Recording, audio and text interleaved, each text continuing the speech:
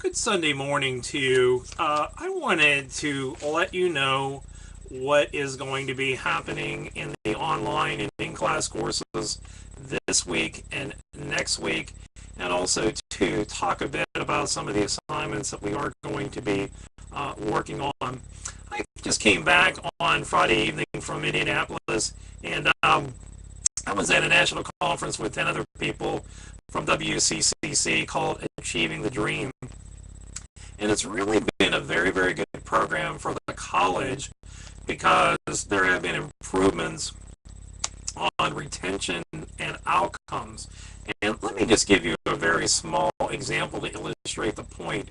A few years ago at WCCC, a student could enter a course up until the end of the third week.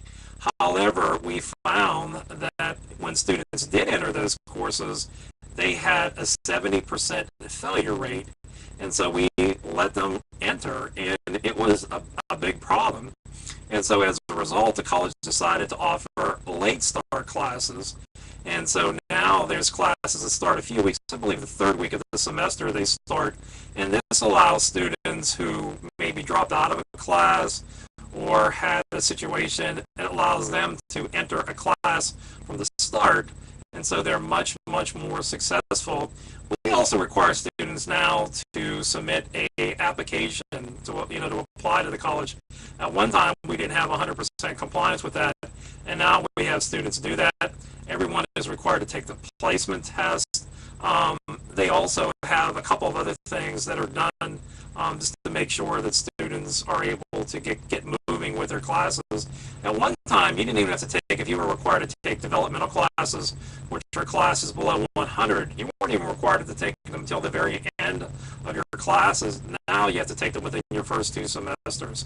But what the good thing about this is WCCC received money from the Heinz Foundation from this. And then we also ended up getting a Title III grant, which is a federal grant of $2 million over 5 years. And so the college has been able to hire more support personnel. They've hired people like that help students to register for classes. They're called student support assistants, SSSAs. They're basically what they're called. And so they've been able to do that. But the thing that I'm just trying to say is the college started to make some changes, and then as a result of making these changes, it had a whole series of effects, and it has been very, very positive. So I found it to be useful to go to Indianapolis and hear some things about from this conference. And when you start to work, that's something that I would encourage you to do, is try to get actively involved in the company or the organization, the school or institution where you work. You get to know your colleagues better, and then you get to know what's happening behind the scenes at the school. So that's just a suggestion to you.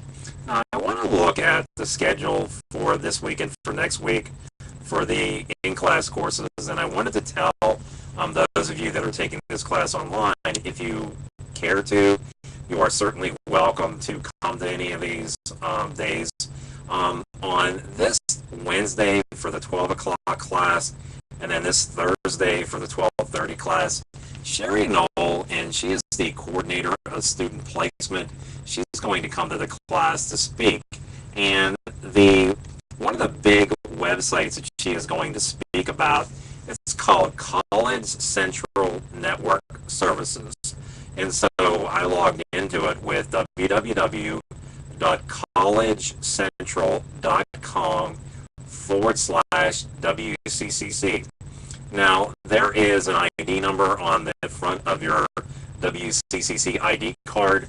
You will use that, and then you just create a password to get in. Now, as I'm looking at this site right now, and they have really good information as far as upcoming events and programs. And then when you go into the site, you can basically upload your resume.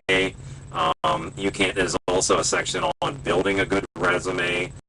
They have job opportunities are available there, specifically for WCCC students. And they also have job fairs as far as what they're doing. But one of the best components of this particular site that I like is there's a section where you can upload documents.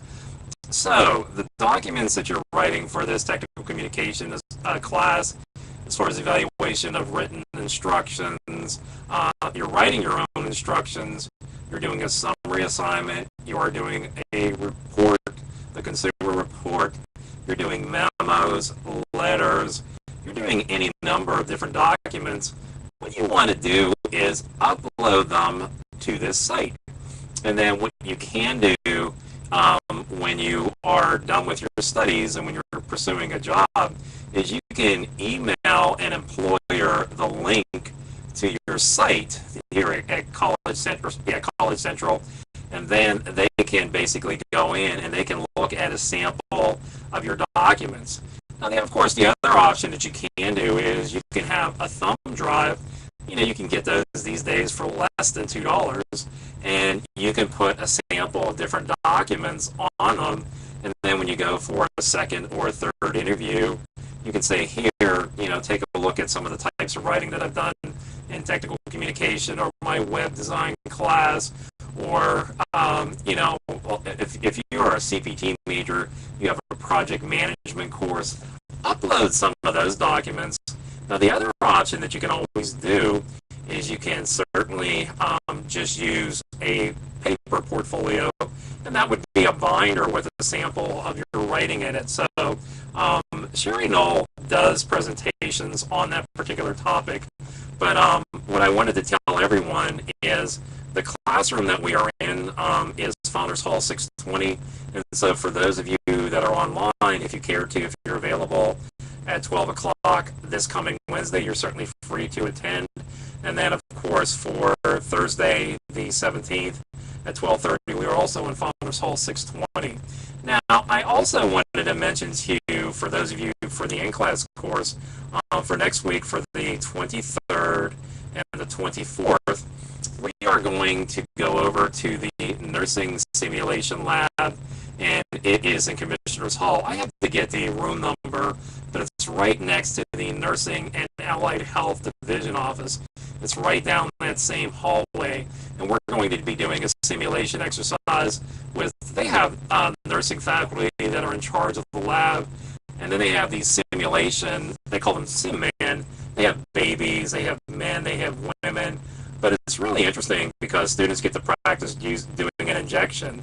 They get to practice inserting a catheter, you know, drawing blood, taking blood pressure, listening to lung sounds or heart sounds or those types of things. And so we're going to be doing an exercise where they're going to present, the nurse simulation personnel are going to present two different scenarios. They're going to do a diabetic exercise and explaining it, patient education, essentially what it is, and they're going to explain it using jargon. And then the other way that they're going to do it is they're going to explain it using simpler language. So, for example, when you get a shot, you know, if you go through so many layers, it's called subcutaneous, or you have hyperglycemia or hypoglycemia, and so on. So I just wanted to mention those to you.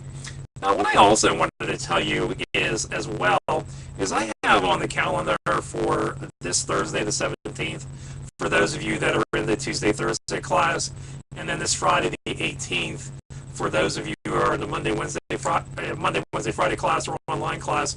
I indicated to submit your summary assignments, but really there's no major hurry, so if you care to, you know, you could wait until next week, which is Monday the 21st, for those of you that are in the Monday, Wednesday, Friday class and online, and for those of you that are in the Tuesday, Thursday class, you can submit it on by Tuesday the 22nd, but it's the summary assignment. Now, all that is you basically find an article of at least 3 to 5 pages from a trade publication or a journal. Now, as I mentioned to you before, you could, of course, use Google Scholar. That's a very good place to look. The second one that you might want to look at would be EBSCOhost or LexisNexis at the WCCC library site. Those are very good places to look. Now, if you're not sure about the difference between a general interest periodical, a trade publication, and a journal, you can click on the library link at the WCCC Campus Connections site, and there is sort of the middle of the way down that says Library Guide. You can click on that, and at approximately page 17, it explains the differences between the three of those.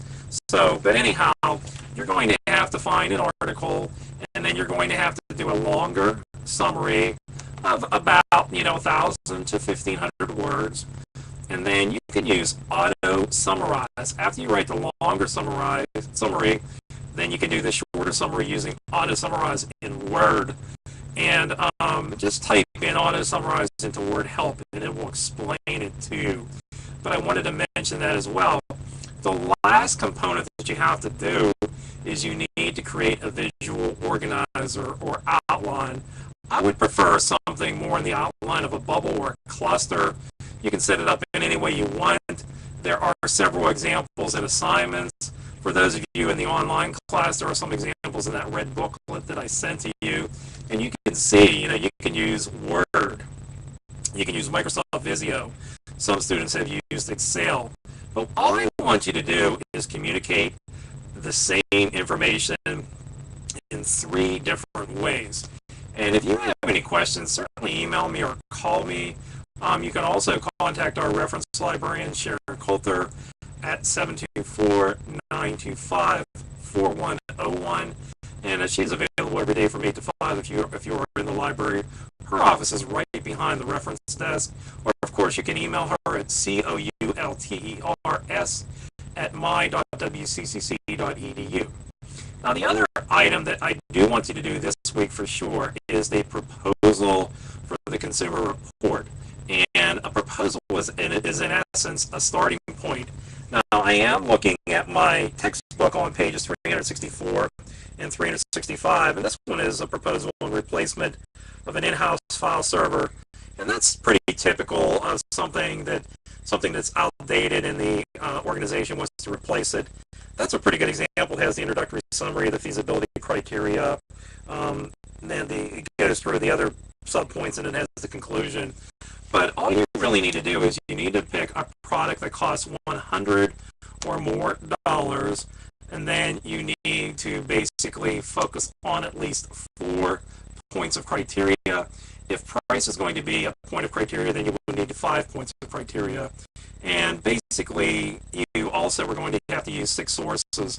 But at the very beginning, all you basically need to do is tell me what product you chose, what brands of the product you got into, and then you basically just need to answer a few other questions at the discussion board. Do a little preliminary research first. Just don't get into this and just basically say I'm going to buy a digital camera that costs around $300, because that is, there's so many of them on the market. There's, Zoom, high-speed Zoom cameras. There's underwater. There's so many there. Even as far as GPSs or laptops or netbooks, any number of things you want to buy. I had students that bought sewing machines, bow and arrows, all sorts of fishing rods, you name it, pistols. I've had a police officer in this class, and she bought an additional sidearm to carry with her as a police officer. So it's entirely up to you what you do. You can even buy big ticket items such as a vehicle, appliances for your home, such as a stove or refrigerator or something like that. So make sure to propose this week for Friday. And as I said, the proposal is in essence just a starting point. You can always adjust or change it, and you are not going to be held to that proposal. You're just telling me this is what I'm thinking of doing, and then if I have any comments on it, then of course you can adjust it or change it. So we have completed 1/3 of this class. I think we're in pretty good shape. And as always, like I said, if you have any questions or comments, you can always email me. If your computer or something is not working, then of course always phone me. I'm available, because I'm available for you.